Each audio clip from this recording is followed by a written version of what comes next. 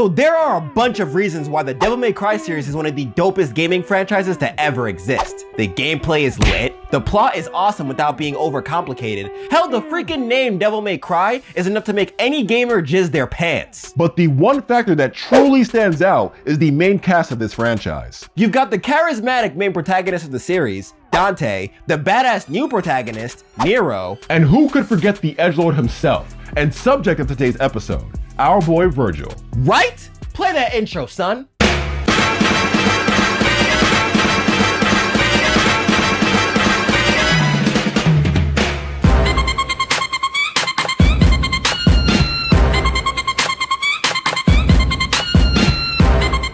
Alright, so long ago there was this powerful demon warrior named Sparta. Sparta and his demon kin were in the midst of a great war against humans. But Sparta wasn't about the war against humanity, so he rebelled against his fellow demons and single-handedly defeated the Dark Emperor Mundus and his army. And to make sure the demons of the underworld stayed away from the humans, he used his own blood, the blood of a priestess, his sword, a special amulet known as the Perfect Amulet, and a good portion of his power to seal the door between the two worlds known as the NEET.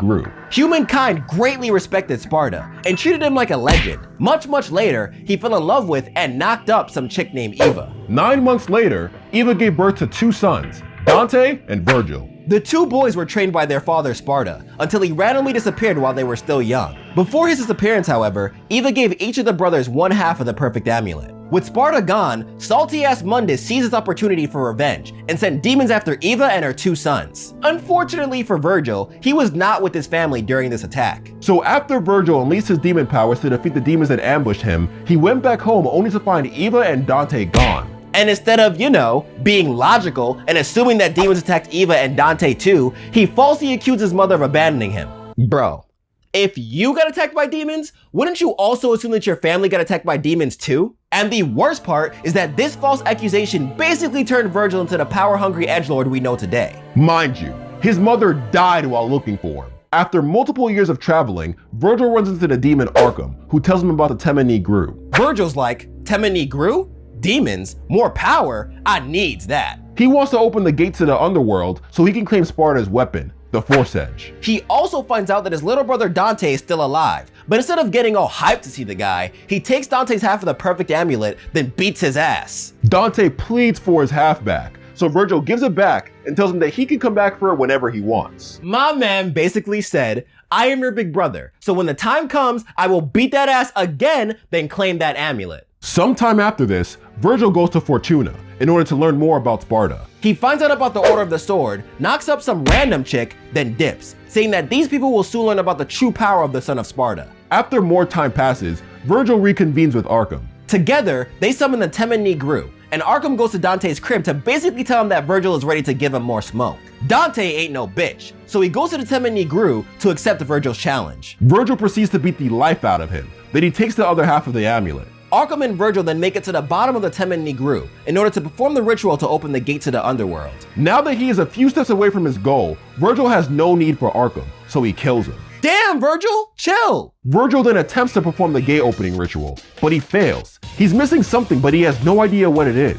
Then Dante shows up, ready for his rematch. Vergil's like, maybe I just need more of Sparta's blood. Dante also has father's blood, so I'll just take it from him. So the brothers fight, but get interrupted by a woman named Lady. Aight, so Lady is the daughter of Arkham. Before all this happened, Arkham was just your average human, but he was enticed by the legend of Sparta, so he sacrificed his wife in order to gain demonic powers.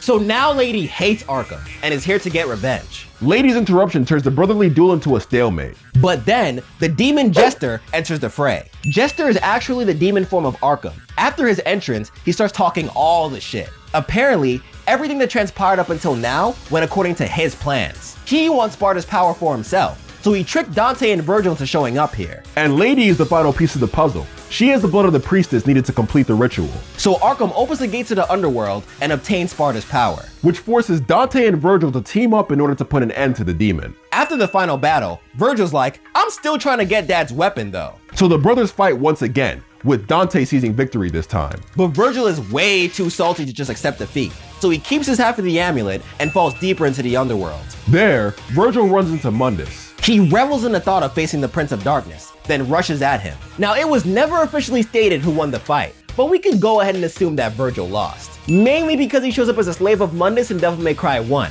which takes place after Devil May Cry 3. In Devil May Cry 1, Dante defeats Vergil once again and takes the other half of the amulet. So now we could move on to Devil May Cry 5, since nothing else really happens to Vergil in Devil May Cry 1. Years after Nero and Dante defeated Sagus in Devil May Cry 4, Vergil returns from the underworld, now free from Mundus' hold on him. But my man is hella weak from taking all the L's he took in the previous games. So he makes his way over to Nero's place, rips the kid's arm off, turns it into his old sword Yamato, then dips. With his original weapon back in his possession, Vergil heads over to Redgrave City, the place of his and Dante's birth.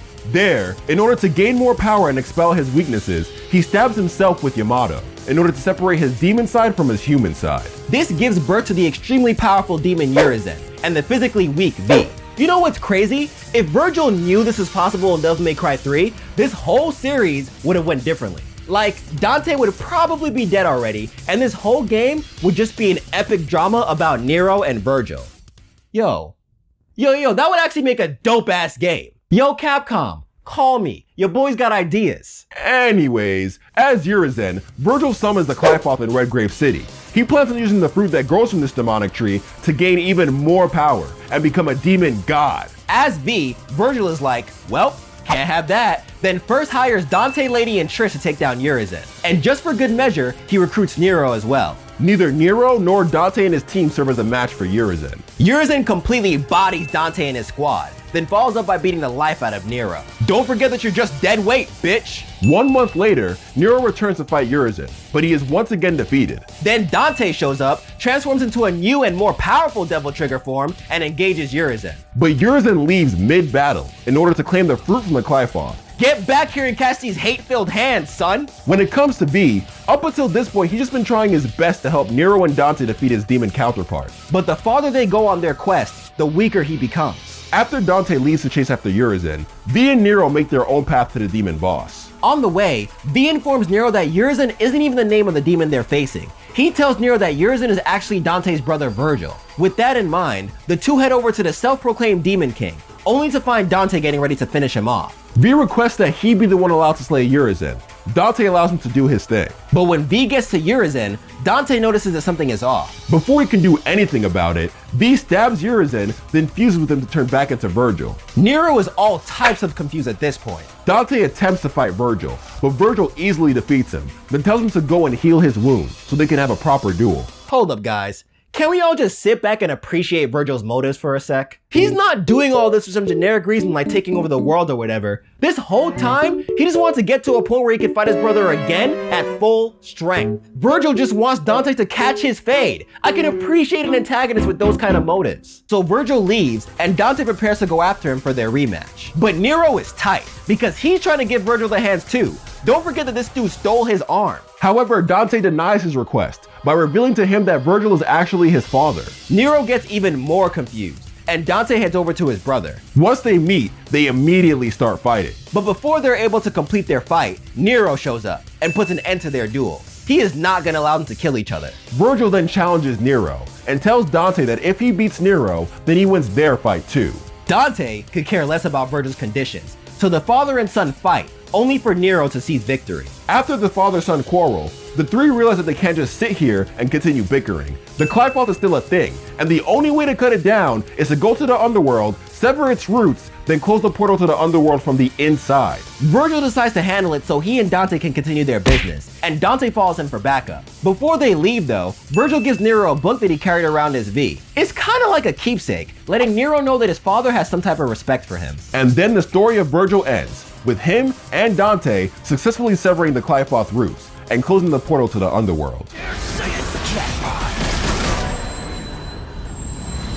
What's going on, fam, and thank you guys so much for watching this new Honest Gaming History episode. So as I was finishing up this video, I realized that they didn't really do a good job in covering V. Like, I looked into this character, and there's actually a lot to this character. So if you want me to cover him in a separate Honest Gaming History episode, let me know in the comments below. With that being said, shout out to Skrazor, Space, FNH Paul, and all my other dope patrons out there that make videos of this possible with their very kind donations. And if you are not already a patron but would like to become one, please check out my Patreon page in the description below and find out how you can support the channel for as little as $1 a month. If you enjoyed the video, please do not forget to like, share, comment who you want to see me cover next, and subscribe if you have not already. And with that being said, that's all, folks. Please don't forget to hit that bell notification button because I plan on updating once a week once I move. And yeah, I will see you guys next week. So as usual, be easy, stay lit, and take care.